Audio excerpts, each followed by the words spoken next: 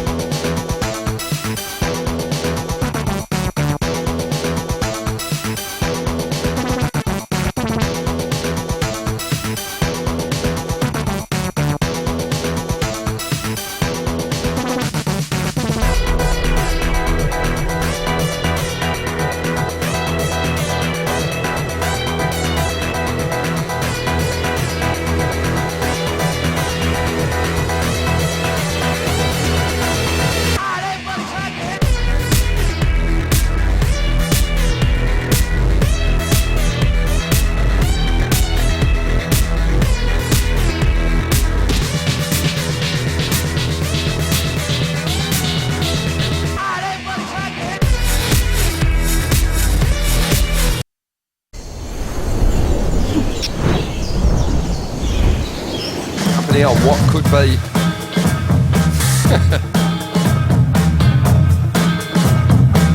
Sorry, I wasn't open, was I? Lowers is just a beautiful wave that breaks left and right. This wave tends to be really peaky because of the cobblestones, so I think it's really important when you're in the heat just to really pick the right wave. This wave really provides such a beautiful canvas for everyone to just do their work on, and yeah, it's a great wave. It's really fun.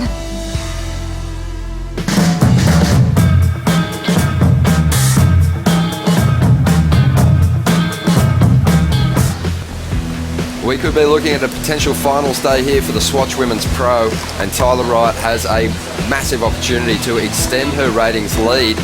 And if she gets 4 victories, she's going to be very hard to stop. You've got to go back 20 years to 96 to Lane Beachley winning 4 events in a year and not winning the world title. So it's good history for Tyler to look back on. She's looking like she's in unbeatable form herself. She's had the 2 highest scoring heats of this contest.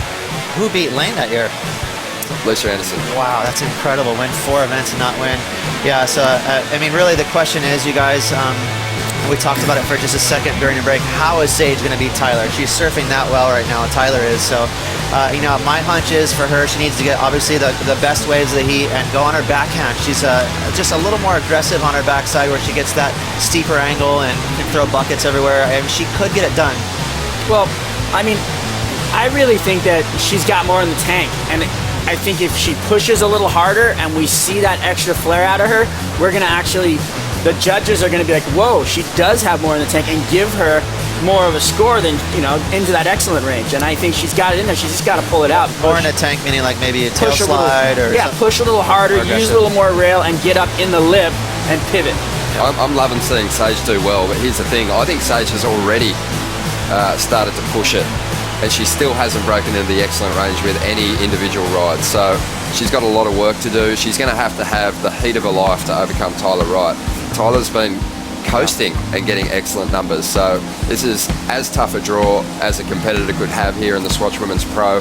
And Tyler, she's beaten Sage in every head-to-head heat they've had in the past. So she's going to be very confident. Yeah, it's a tall order for sure. But, you know, for Tyler, you know, Sage could get lucky. Maybe Tyler will get nervous, you know, and you know, by the way, Sage has tons of talent. She can win, you know, but she is the underdog, so we're just trying to figure out like how is she going to get it done. But again, set waves on her backhand, dirty it up like Strider's saying. We keep saying it, but when you say unbeatable, you have to put almost before it, because there's obviously a lot of things that can happen out here in the ocean. Well, stay with us, because after the break, the brothers, Joe Tepel and Peter Bell, are going to break down semi-final 2 for the women.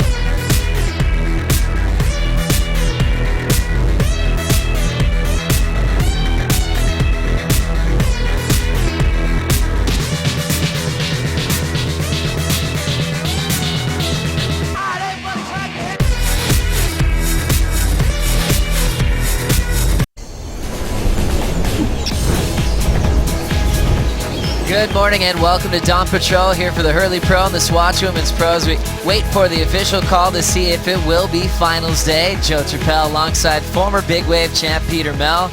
Pete's fun waking up in the morning when you know you have the possibility of crowning a champion. So true, and you look over our shoulder, there is an opportunity out there to run today. There is some south wind, which is making the lineup a little bit ragged, so I'm sure the commissioners have a lot to think about. Thinking about semifinal number 2 for the Swatch Women's Pro, it's an awesome All-Australian matchup. You have Nikki Van Dyke in her first semifinal of her career, taking on Stephanie Gilmore in her first semifinal of the season. And she had a really good performance against Malia yesterday in similar conditions that we have over our shoulder, so I think that she would probably be looking at this going, you know what, I'd like to run today, but there is opportunity looking into tomorrow.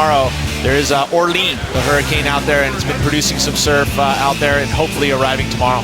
Stephanie Gilmore had a rare fall when she needed a 3.9, but she's been turning in big numbers. It seemed like she found more motivation when she had her all-time rival Carissa Moore in the lineup. Agreed, and I think that's something that she has been able to do. When you put yourself on tour for this long, you need to find inspiration elsewhere. I think right now, being that she's in her first semifinal of the season, her last loss before the quarterfinals was to Nikki, so I'm sure she's looking for some revenge. That heat that she lost before the quarters to Nikki was back at the Fiji Pro, but they started off with an epic matchup in round 4 to kick off the season at Snapper Rocks. Nikki lost that decision, but she had a 9.07 to her name. Nikki had a couple of back-to-back tough losses. The next one for her was at Bells to Tyler Wright, where her ranking doesn't really show her form so far this year. She's 12th outside of requalification in the top 10. However, this is her first semifinal, and she hasn't had to deal with any of those bye rounds throughout this contest, as she's been flying through round 1 and round 3 all the way to this semifinal berth. Well, that just goes to show, that when you're on point, and you win heats, and it's been fun to watch, as you see, looking in at almost a warm-up surf here for Stephanie, I believe, and PK in tow. Giving some coaching now, huh? It's a PK at tow. He's in coach now.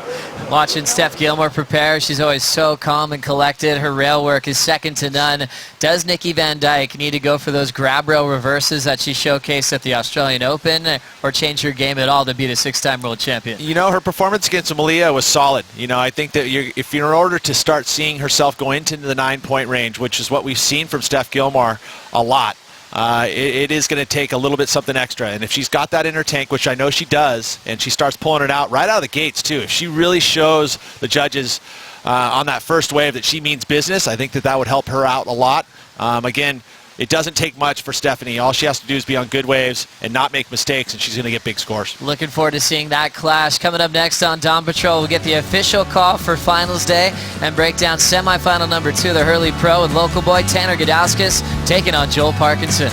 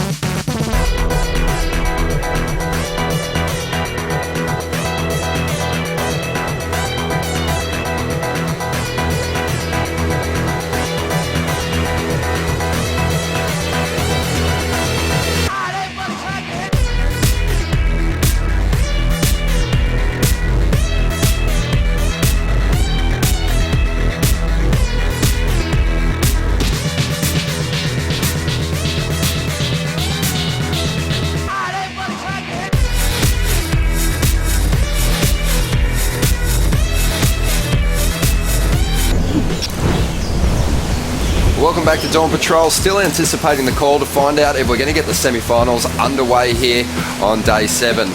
Still with Strider and Ross Williams. And boys, looking at the forecast today, it's a bit iffy, but there is some quality waves out there. We've seen some good free surfing. Strider, go ahead and take us through the Surfline forecast. Well, I think we're having really fun waves out behind us, but we got a little south wind on it this morning, so it doesn't look as good as it could. There's definitely that old swell moving through, and then we have more reinforced swell coming up Monday, Tuesday right there that you saw that we're having today. And then out on the long range, there's the hurricane coming off the bottom of Cabo. There it is right there forming up, and you can see it directs at us for about 12 hours. So there are some waves coming up towards this little funnel from that hurricane. Lowers traditionally doesn't love a hurricane, but if we're gonna get better surf, taller, shorter interval, but it'll be a little bit harder to ride the wave, but it'll definitely be fun out there. And if we get some taller, cleaner conditions, it might be something to wait for. Well, there's different angles for these south swells that come off these hurricanes, and this one looks like it's a little bit more favorable. It's about 180 degrees as opposed to 160, so it does look good. Also, not much wind forecasted for tomorrow morning, so if we don't get underway today, it looks pretty good tomorrow. All right, well, let's find out what the story is. We'll throw it down to Rosie. Morning, Rosie. Who you got with you?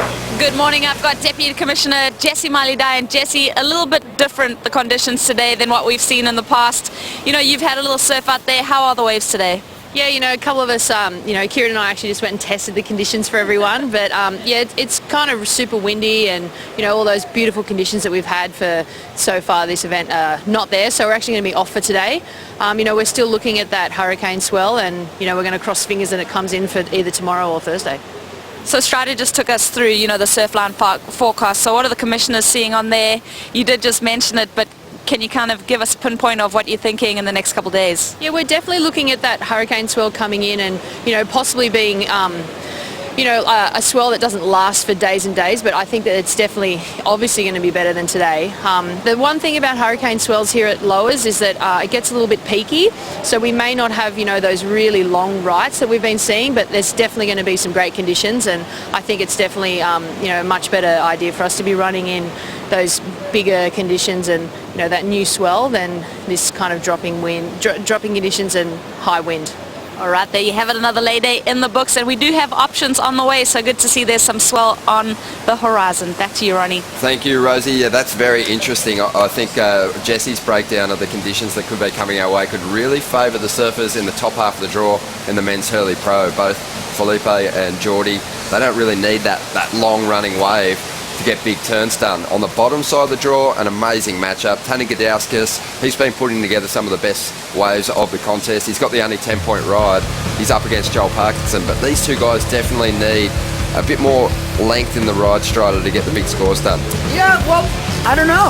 I think Joel on that open face will do some sick carves down into the bowl, and I think it favors Joel. I think that, Tanner needs that lip. As you can see right here, he's just thrashing around up in the lip really hard. And when it comes to that open face down carve, that beautiful sweep into the pocket where he can release the tail out and whip it back around like he's known for, I think Joel will have the upper hand. But if it's peaky, like I'm saying, when was the last time you saw a big carve score an excellent ride? For like one maneuver, it could be tough, but you think back a couple years ago, we had that hurricane swell with Geordie.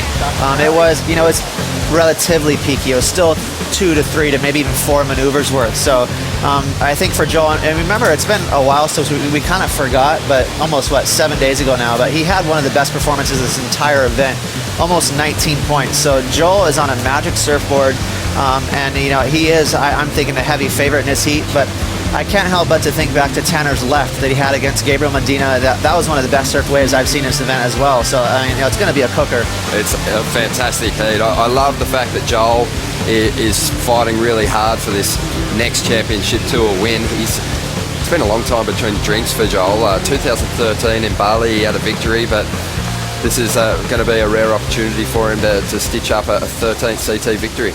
Yeah, it would be great to see him up top there. You never know, though. I mean, the wild card has just been handing guys losses left and right, and Tanner with that smirk, man, he is on fire. But Joel is on a magic carpet. I did point out a little buckle on the board, and he's like, no, that's not buckle. He just had this whole thing about it, but the board's fine. I'm going to be fine. Ronnie, you could argue that the bottom half, this event win, if they get the win, means more to them than the top half, because Felipe and Jordy are expected to win. But for Tanner, of course, this would be the biggest thing ever in his career. And for Joel, it might feel like, hey, maybe is this my last chance to win an event? He's still ripping, but it could feel like that. So it's going to be like a heavy weight on their shoulders for that bottom half. Definitely. And Tanner Gudauskas, I mean, he spent some time on the championship tour and didn't really make any heats. He had a really tough go at it. And I think he also was cheated a little, because there was that experimental transition year where they sort of did a bit of a switch up with the QS halfway through the season. He fell victim to that. Yeah, he did. And I also think his surfing's matured a lot now. I think he's going, a lot. He's always had kind of a vertical approach, but he's got a lot more power behind it. He's got a lot more oomph, and he knows how to pivot off the top into transition. Whereas before, I think, coming off the QS and groveling on the smaller waves, you're just kind of wiping it up there and kind of hitting it softer than you would right now. Right now, he's really grown into, his stature, and he's pushing a lot harder. Let's crystal ball this thing. What's going to play out in each of the semi-finals on the men's side, Roth, just quickly? Well, I'm guessing we're going to have a lot more size. So I'm thinking, even though Felipe has been the guy setting the place on fire, Jordy's going to get him. And I think Joel's going to get Tanner. It's going to be it's a bit of an underdog call, I think. A bit of a wild one, but I think it's going to be a Jordy-Joel final, and Jordy's going to take it out. Strider? I think it's going to be Philly Boy up against Joel Parkinson. I'm with Strider on the men's side. On the women's side, I think Tyler Wright is going to get it done. I think she's going to stitch up a fourth victory. I don't really mind what happens on the bottom side of the draw. I don't have a prediction there. Both those surfers are really good. I just don't think it's going to matter. Yeah. Your thoughts? Yeah, I agree. Tyler's going to get her 4th win of the year, and she's going to cruise right through Europe. She'll be able to have as much coffee and baguettes as she wants. I don't think so, boys. I think Steph's going to come through for the win. She's going to get one off of him this year, and she's going to be feeling it. And Sage is going to be in there with her. Beautiful. All right, well, make sure you tune in first thing tomorrow morning for Dawn Patrol. More action coming your way here from Stop 8 for the men, Stop 7 for the women. Thanks for joining us.